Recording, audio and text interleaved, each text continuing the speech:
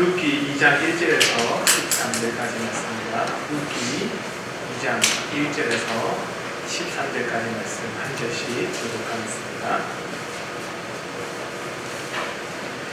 제가 먼저 읽겠습니다. 나오미의 남편 엘리멜렉의 친족으로 유력한 자가 있으니 그의 이름은 보아스더라. 왕의 나오미에게 오라가되 내가 받아와서 내가 그에게 은혜를 입으며 그를 따라서 그를 함께 살리라 하니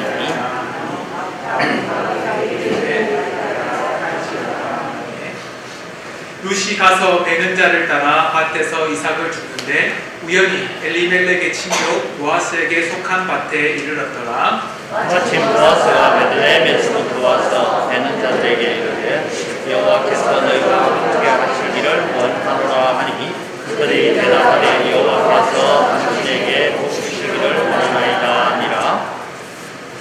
보아스가 베는 자들을 거느린 서한에게 이르되 이는 누구의 소녀냐 하니 베는 자를 거느린 서원이 대답하여 이르되 이는 나오미와 함께 모압 지방에서 돌아온 모압 선지이세.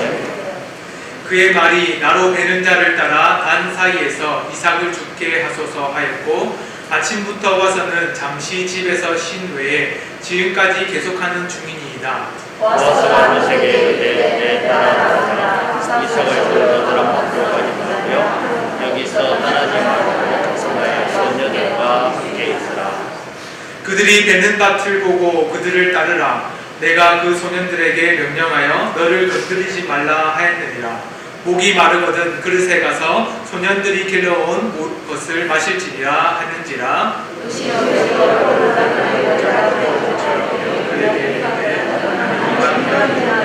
당신이 어찌하여 내게 내를 두시니 나를 돌보시나이까. 보아스가 그에게 대답하여 이르되 내 남편이 죽은 후로 내가 시어머니에게 행한 모든 것과 내 부모와 고국을 떠나 전에 알지 못하던 백성에게로 온 일이 내게 분명히 알려졌느니라. 여호와께서 내가 행한 일에 보답하시기를 원하고 이스라엘의 하나님 여호와께서 그의 나에게 하기에 보호하고 내게 선전한 상 주시기를 원하노라 하는지라.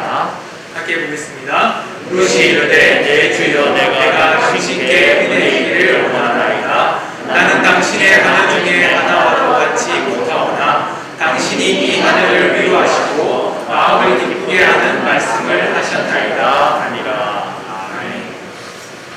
네, 말씀을 전하기 전에 먼저 광고 하나 드리겠습니다. 오늘 수요 기도에 마치고 난 뒤에 구역장 건찰 모임이 있습니다.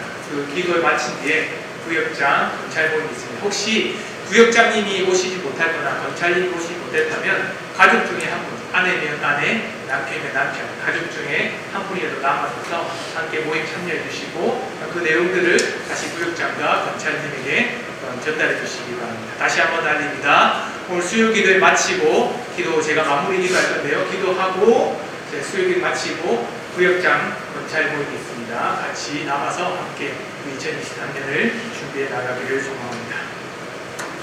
성경에 보면 성형, 안진뱅이, 그리고 중풍병자, 혈류병 여인들이 있습니다. 계속된 실패 속에서 또한 건강을 잃어가는 속에서 그들이 원하는 것은 단 하나 있겠죠. 건강이 회복되는 것입니다. 성공이나 부, 권력이나 명예 이런 것들을 원하지는 않았을 것입니다. 그들이 원하는 것은 단 하나, 건강을 회복하는 것이었겠죠.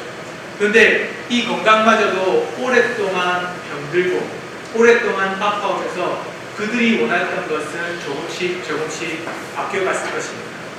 안진뱅이는 이제는 낫기를 원해서 내가 일어나기를 원한다 라고 말하지 않고 오히려 돈을 바라면서 바라고 소망했던 사람이기도 하죠. 오랫동안 병이 있으면 무엇인가 병을 낫기보다는 하루하루 살아가는 그 평안, 안락을 누리고 싶어하는 것이 우리들의 모습이기도 하고 또 병든 마음에 가지고 있는 사람들의 모습이기도 합니다. 그런 사람들을 향해서 예수님은 이렇게 말씀하시죠. 내가 내게 무엇을 해주기를 원하느냐. 이 말씀을 하심으로 말미암아서 병든 자에게 진짜 필요한 것이 무엇인지 분명히 말씀하십니다. 진짜 우리에게 필요한 것은 무엇인가? 예수님께서 말씀하시듯이 성경의 말씀을 통해서 우리가 살아가는 인생들 속에서 진짜 필요한 것이 무엇인지 그것을 아는 것이 참 중요합니다. 예수님이 족보에 보면 하나님의 은혜 가운데에 진짜 하나님이 원하시는, 또한 자신들이 하나님을 믿으면서 살아갈 때 가장 필요한 것이 무엇인지 아는 사람들 중에 그 여인들의 5명의 이름이 나옵니다. 나말과 라합, 룻, 우리아의 아내도 마리아, 이렇게 나오죠. 그 가운데 오늘 말씀 가운데서는 룻이 나타납니다. 룻은 그리스도인 가운데 정말로 하나님을 믿는 사람들의 표본의 모습들을 잘 보입니다. 그리스도인들은 건강을 잃지 않은 사람이 아닙니다. 오히려 건강을 잃어도 하나님의 주시는 복을 바라는 사람들이죠.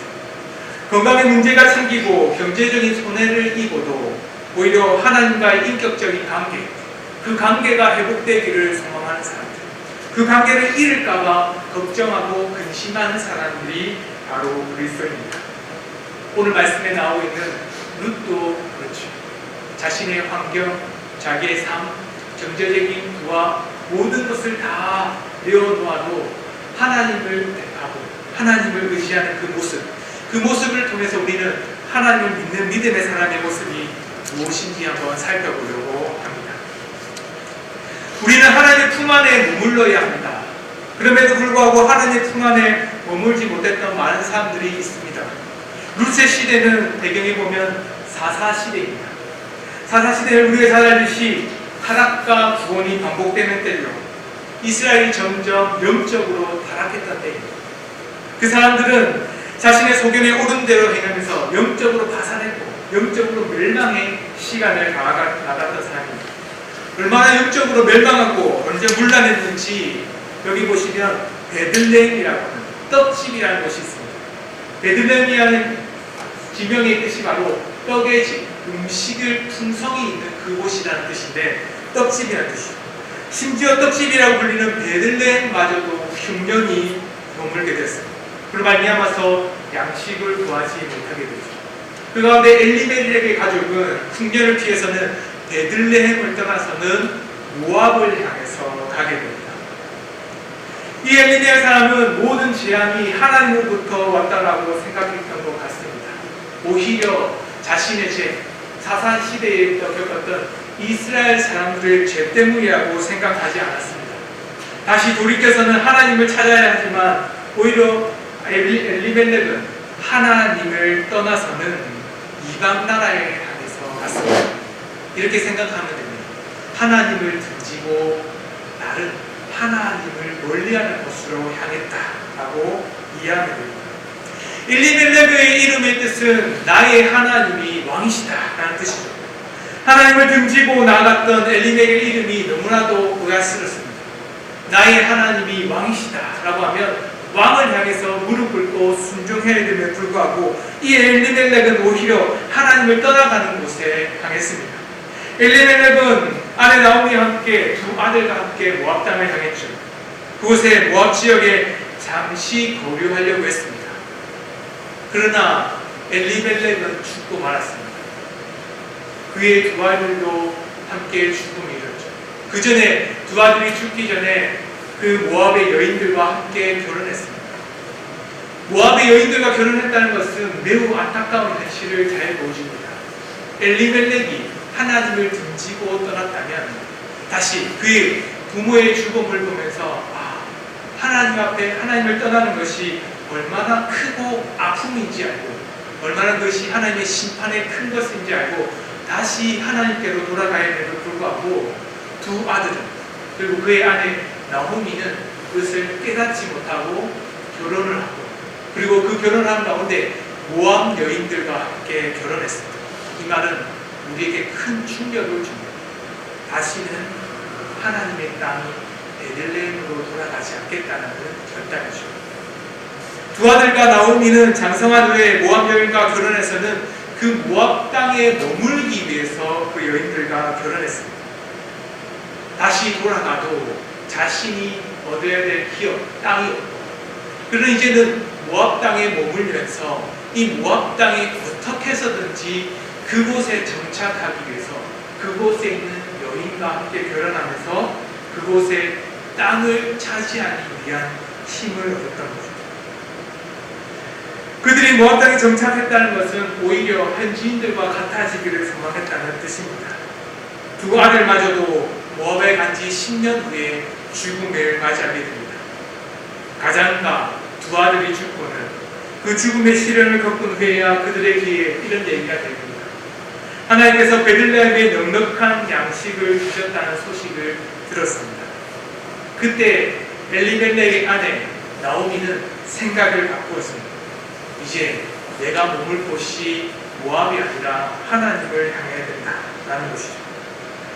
나오미의 마음이 어떤 것인지 잘 알 수는 없습니다. 진짜 하나님만을 소망해서 갔는지, 아니면 모압 땅에 자신이 머무를 그 두 아들마저 죽었기 때문에 이제는 다시 소망을 품을 수밖에 없는, 그나마도 소망의 끈을 잡을 수밖에 없는 베들레헴으로 향했는지는 우리는 잘 알 수 없습니다. 하지만 그가 머물려고 했던 것은 하나님이 머물고 있던 하나님의 땅 베들레헴이었습니다. 나오미는 두 며느리에게 새로운 가정을 꾸리라고 말했습니다. 그럼에도 불구하고 나오미와 함께 있었던 오르바, 첫째 며느리였던 오르바는 자신이 고향으로 돌아갔고, 둘째 며느리였던 룻은 어머니와 함께 가기를 소망했습니다. 우리가 여기서 깨달아야 할 것이 있죠. 정말로 우리가 알아야 되는 것이 하나가 있습니다. 우리는 하나님의 품 안에 머무르는 것이 가장 안전하다는 거죠. 흉년이든지 아픔이든지 때로는 건강을 잃든지 우리 가운데 삶에, 사업에, 직장에 매우 어려움을 겪었을 때마다 걱정과 두려움이 우리한테 머물러 그때마다 우리는 하나님을 던지고 세상의 방법이 무엇인지 눈을 향하게 되죠. 루스키는 우리에게 이렇게 말합니다. 우리가 하나님의 품 안에 있는 것이 가장 안전합니다. 이것을 보여주는 것이 바로 룻의 고백입니다. 룻은 이렇게 말하고 있죠. 같이 한번 읽어보겠습니다. 시작! 내게 어머니를 떠나며 어머니를 따르지 말고 돌아가라 강권하지 마옵소서. 어머니께서 가시는 곳에 나도 가고 어머니께서 머무시는 곳에서 나도 머물겠나이다.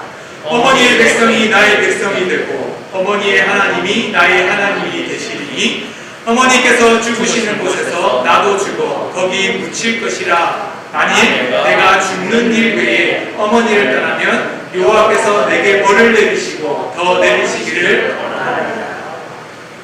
엘리멜렉, 나의 하나님은 왕이시라고 고백했던 그 엘리멜렉은 하나님께서 명령하시면 따르겠다가 아니라 하나님의 명령을 저버리고 모압 땅을 향했습니다. 그럼에도 불구하고 그의 며느리였던 룻의 고백은 조금 달랐습니다.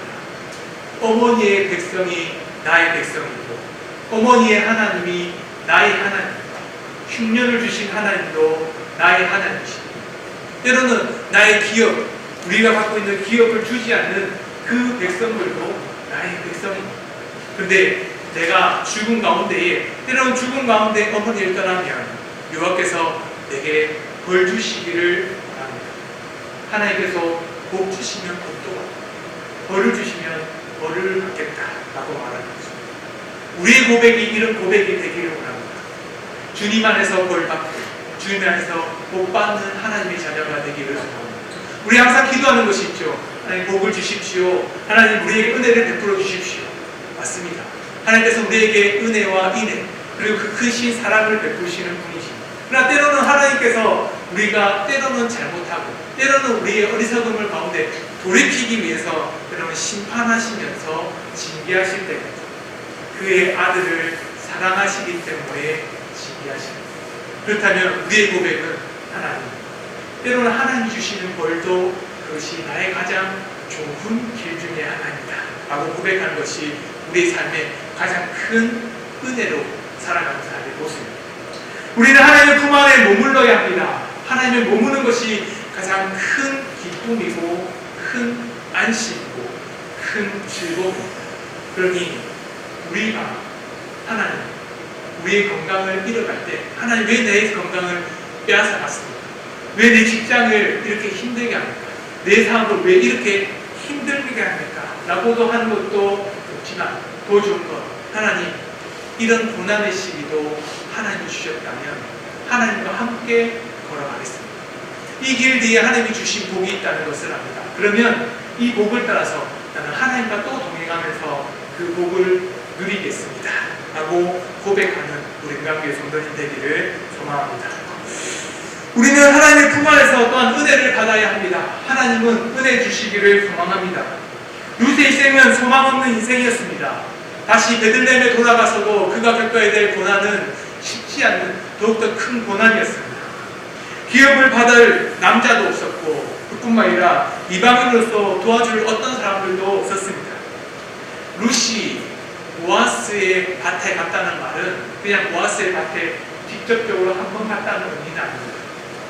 여러 집을, 여러 밭을 돌아다닐 수밖에 없었던 이방인의 여인의 모습이었습니다. 이곳에서 이삭을 주우려고 하면 이방인 가운데에 있는 텃세, 그 텃세로 말미암아 쫓겨나와서 다른 집에 가면 또 그 이삭을 줍다가 또 이방인을 향한 텃세가 있으면 또 다른 지역, 그러다가 끝내 돌아가면서 보아스의 밭에 머물게 되었습니다. 그런데 오늘 말씀 가운데서는 룻은 우연히 엘리멜렉의 친족 보아스에 속한 밭에 이르렀다라고 말합니다. 우연히, 진짜 우연이었을까요? 우리의 성경을 번역할 때 우연이라는 말은 없다는 것을 우리가 다른 목사님 통해서 배운 분들도 계실 겁니다. 우연이라는 말은 단어 자체는 없습니다. 그러나 그 단어의 의미는 이렇습니다. 그녀의 만남, 이런 의미죠. 그 만남이라는 것은 룻이 누군가를 만나고 또한 누군가가 룻을 만나러 오는 것을 표현하기 위한 어떤 단어들의 조합을 우연히라고 말했습니다. 성경을 번역한 사람이 저는 매우 아주 정확한 표현을 했다라고 생각합니다. 하나님의 손길이 보이지 않게 하기 위해서죠. 누군가 룻을 움직이게 하거나 보아스를 움직이게 한 것이 아니라 매우 겉으로 보기에는 우연히 그 일이 일어난 것처럼 보여집니다.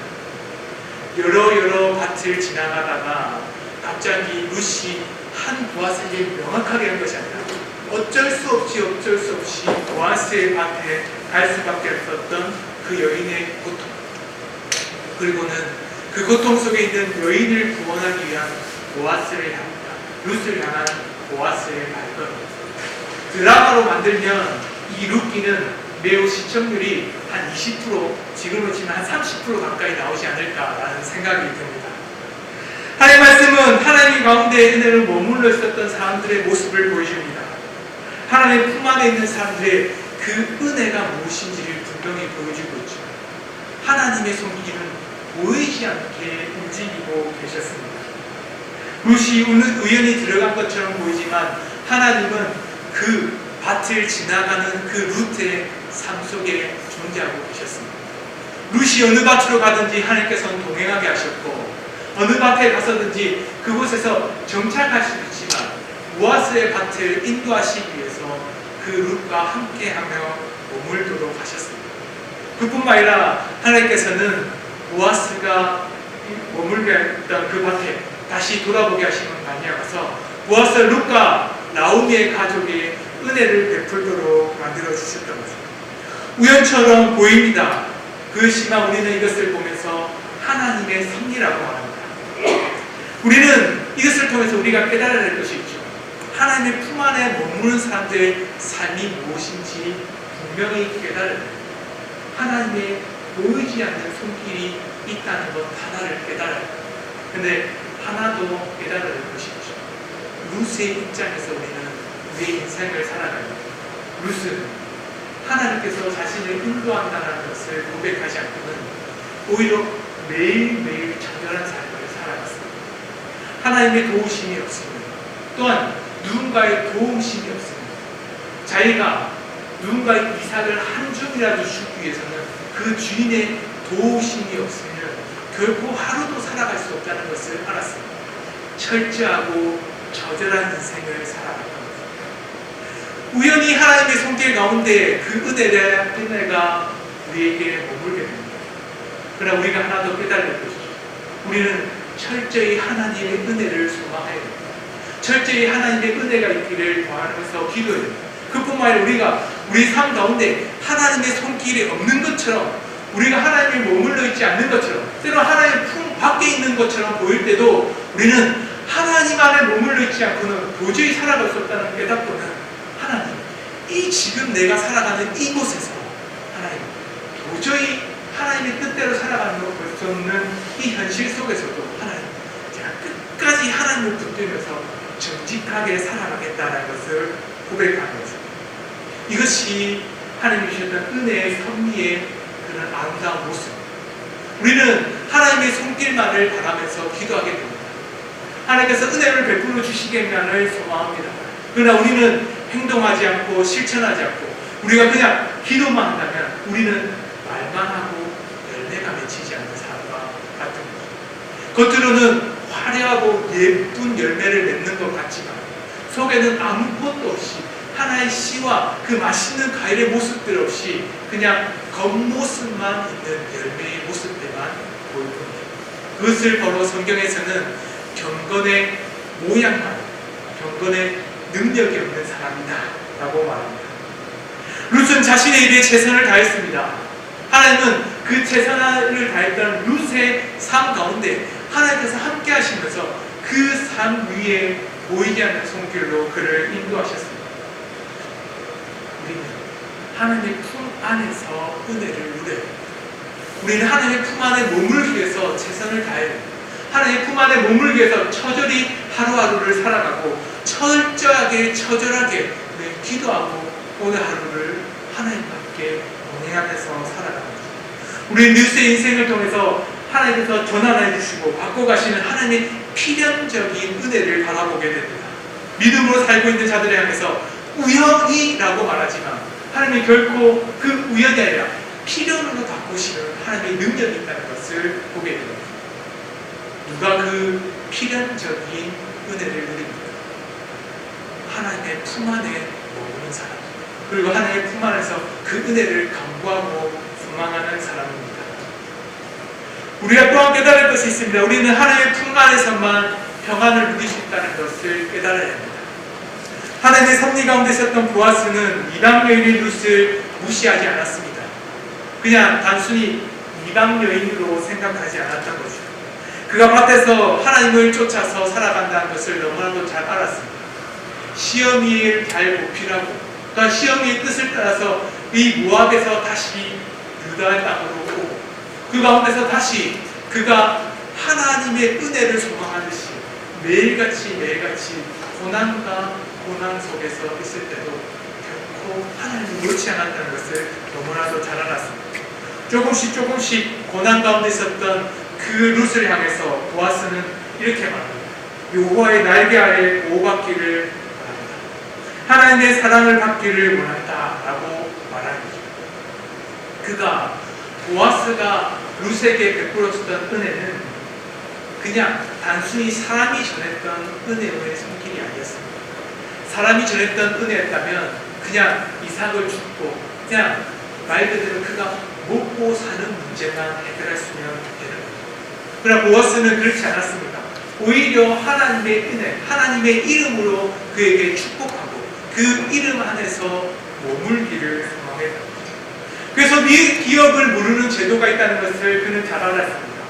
기업을 모르는 제도라는 것은 때로는 남편, 때로는 아버지가 그 가족 가운데에 남자가 대를 잇지 못하면서 자신이 갖고 있었던 땅, 기업을 가져야 될 한 남자가 있지 않을 때 그 땅은 다른 친척의 소유가 되게 됩니다.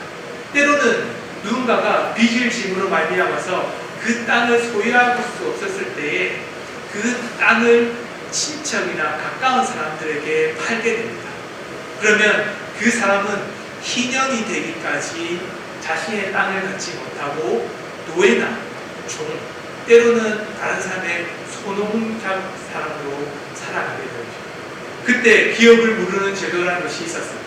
가장 가까운 사람이 이 기업이 없는 사람들에게 자신의 돈을 주고 사서는 그 땅을 다시 남자가 없는 그 가족에게 땅을 물려주는 거죠. 그로 말미암아서 그들이 살아갈 수 있는 기업, 터전을 주고 평안에 머물 수 있는 머물 수 있는 장소를 제공하는 것이 바로 기업 누르는 제도입니다. 그때 보아스와 나오미는 여전히 땅이 없고 고난 가운데 있었습니다. 그때 보아스가 했던 것이 있습니다. 내가 기업을 누를 책임을 지겠다라고 말하는 거죠. 이것은 단순한 호의가 아니었습니다. 그가 행하고 싶었던 것은 그가 하나님의 명령과 하나님의 뜻이 있다는 것을 깨달았기 때문이죠. 하나님께서 주시는 은혜 가운데 그 당시 시대에 자기의 옳은 소견대로 행했던 그 사사시대 가운데 자기가 산 가운데 자기의 땅, 자기의 소유, 자기의 이익을 쫓아서만 살아갔던 그 사사시대 가운데에 보아스만은 자기의 기업이 아님에도 불구하고 가족들의 기업을 살리기 위해서 하나님의 명령을 따라서 살아간 사람이 바로 보아스입니다. 우리는 사사시대를 분명히 보았지 않습니까? 우리가 지난주 지자성탄절 읽고 지난주에 보면 말씀 가운데에 때로는 레위인이 제사장이에요. 또한 레위인이 아님에도 불구하고 그 사람을 제사장에 세울 수 있고, 또는 성전처럼 그 가운데 신상을 만들고 그곳에 신상을 섬기는 일이 아무렇지 않고, 또한 부모의 돈을 훔쳤음에도 불구하고 용서를 구하지 않고, 그뿐만 아니라 그것이 너무나도 당연하듯이 그 부모는 자녀들을 징계하지 않고 오히려 그 돈을 하나님을 위한다 말하면서 우상을 만드는 일이 누구라도 그 깊숙한 곳에 머물러 있었던 때가 사사시대입니다. 말 그대로 자기의 옳은 소견대로 행했던 거죠. 그러나 보아스는 좀 달랐습니다. 보아스는 자기가 해야 될 일이 무엇인지 분명히 알았습니다. 말씀이 이 시대를 세운다는 것을 알았죠.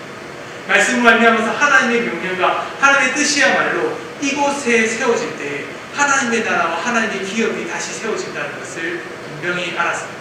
단순히 그냥 나오미에게 룻에게 땅만 물려주면 되는 것이 아니라 사사시대 가운데서도 하나님의 명령대로 살아가는 그 사람, 하나님의 뜻대로 살아가는 그 사람을 통해서 그 시대에 하나님의 뜻과 하나님의 소망이 머문다는 것을 보여주기 위해서죠. 세상은 살아가기가 만만치 않은 세대가 되어버렸습니다. 점점점 세상이 타락해 간다라고 말합니다. 그의 부모님의 때부터 말세라는 말들이 이어져 보이죠. 없는 자에겐 더 혹독한 시대가 되어버렸습니다. 이내 긍휼함을 찾아보기 힘든 시대가 되었습니다. 그럼에도 하나님은 지친 영혼을 향해서 참된 안식처를 주시려고 합니다. 비바람 치는 세상 속에서도 평안한 피난처를 주시기를 원하십니다. 그 피난처를 하나님께서 우리에게 베풀어 주십니다. 그 피난처가 바로 교회죠. 세상은 불법으로, 세상은 때로는 자기 욕심대로, 세상은 자기 이익대로 만들어 갈지라도 교회는 그렇지 않다는 것을 보여주는 거죠. 교회는 다르다는 것을 보여주는 것이 바로 하나님의 나라입니다. 하나님의 나라 가운데에 하나님의 뜻이 이 땅에 머물듯이 세상이 점점 하나님의 은혜의 길로 바뀌어간다는 것을 말씀하고 있는 것이 바로 교회의 역할입니다. 보아스와 룻도 그랬습니다. 보아스를 통해서 하나님의 구원이 이 사사시대에도 하나님의 명령대로 행할 때 그 땅이 타락과 영적 타락이 머물러 있던 땅도 그곳에서 하나님의 축복과 복이 머문다는 것을 보여주었습니다. 그 보아스와 룻을 통해서 오벳이 나오고 또한 다윗을 통해서 예수님을 나타냅니다. 예수님이 십자가의 희생으로 말미암아서 하나님의 백성이 회복된다는 것을 잘 압니다. 그 로마 가운데 있었던 유다 백성들, 그 백성들은 오히려 하나님의 구원을 소망한다고 말하면서 로마의 가운데 더 가까이 나갔습니다. 대제사장, 다윗의 서기관, 하나님의 명령에 순종한다고 말하면서 오히려 로마 군대의 손을 들면서 죄 없으신 예수님을 십자가에 못 박혀 죽으셨습니다. 그런 암울한 시대였습니다. 말씀이 충만해야 될 때 유다 땅 가운데 오히려 죄악과 범죄들이 풍성했던 시대입니다. 그러나 그 시대 가운데서도 예수님께서는 하나님의 길이 무엇인지 분명히 보여주셨습니다. 겟세마네 동산에서 기도하시면서 그 힘들고 고난 가운데 피 흘리듯이 땀방울과 눈물을 흘리면서 기도하시면서 이 잔을 내게서 피하도록 해달라고 말하는 가운데 하나님께서 원하시면, 아버지가 원하시면 그 잔을 먹고 마시겠다고 고백하십니다. 예수님의 십자가의 죽으심은 단순한 그냥 희생의 한 모습에 보여준 것은 아니었습니다. 그 희생으로 말미암아서 보여주려고 한 것은 하나님의 명령이 이 땅 가운데서 이루어집니다. 순종했던 한 희생양, 하나님의 명령을 따라서 세워진 그 희생 제사로 인해서 하나님의 나라가 얼마나 큰 회복, 하나님의 큰 나라가 되는지를 보여주기 위해서입니다. 세상은 점점 살기 힘든 때가 되어버렸습니다. 우리의 시대도 그렇게 되어버렸다는 거죠. 교회마저도 그렇게 따라갈까 전전긍긍하고 고민하고 걱정하는 것이 우리의 기도 제목이 되어버렸습니다. 그때 우리가 해야 될 것은 무엇일까요? 우리는 하나님의 품 안에 머물도록 노력해야 됩니다. 우리가 복을 받으려고 하나님의 품 안에 머물 것뿐만 아니라 때로는 징계와 벌 받으면서도 하나님을 절대 떠나지 않겠습니다. 내가 이 징계를 받기까지, 이 징계의 그 마지막 날이 될 때까지 하나님의 품 안에 머물겠다라고 고백해야 됩니다. 그뿐만 아니라 우리가 해야 될 것은 하나님, 우리가 하나님의 품 안에 머무는 자들 속에 하나님께서 은혜 베풀어 달라고 기도하고 간구해요. 보이지 않는 속에서, 우연과 같은 속에서 하나님께서 손 내미지 아니하시면 결코 일어날 수 없는 필연적인 하나님의 놀라운 긍휼과 사랑이 우리 삶 가운데 머물러 달라고 기도해요. 그리고는 하나님께 또한 간구합니다. 우리 삶 가운데 하나님께 머무는 자들에게 하나님의 은혜의 손길을 베풀어 달라면 우리의 불안함과 두려움이 다 벗어버리고 하나님 앞에 머무는 것만으로도 참된 기쁨과 안식을 누리게 해주세요. 이것이 우리의 삶의 기도 제목이 되기를 소망합니다. 사랑하는 은강교회 성도 여러분, 하나님의 품 안에 머물러 있습시다. 하나님의 품 안에 머무는 것이 가장 큰 기쁨입니다. 하나님의 품 안에 머무는 것이 우리가 하나님께 드릴 수 있는 가장 순종의 가장 첫 번째입니다. 그러니 하나님 앞에 머물며 살아가는 우리 은강교회 성도인 되기를 소망합니다. 함께 기도했으면 좋겠습니다. 기도하실 때 건강을 잃어도 하나님 주시는 복을 빼앗기지 않겠습니다. 건강에 문제가 생기고 경제적인 손해를 입어도 하나님과 교제하며 살게 하소서. 하나님의 은혜만을 소망하며 우리에게 주어진 일에 최선을 다함으로 하나님의 보이지 않는 손길을 경험하게 하소서. 하나님의 날개 아래 머물며 하나님의 보호하심을 바라보는 자들에게 복을 내려주소서. 의심하지 아니하며 하나님의 약속의 때를 소망하며 살게 하소서. 우리가 주여 한번 외치고 말씀을 듣고 함께 기도하겠습니다. 주여! 하나님 아버지, 우리가 하나님의 말씀대로 살며 살아가도록 붙들어 주시옵소서. 하나님의 몸을 하나님 주셨던 그 품 안에 머물며 살아가시도록 인도하여 주시옵소서. 때로 우리가 어른들고 어려운 시대들이 많이 있습니다. 그러나 우리 삶 가운데서도 고난과 어려움들이 겪으면서도 하나님께서 나와 동행해 주시는 것에 따라서 우리 하나님께서 함께 하시는지 아닌지 의심할 때가 있습니다. 건강을 잃을 때, 새로운 문제가 생겼을 때, 그때마다 하나님께서 주시는 데 가운데 하나님을 떠나보내고 오히려 내가 원하는 것을 쫓아서 살아갈 때가 있습니다. 그러나 하나님 돌아봐 주시옵소서.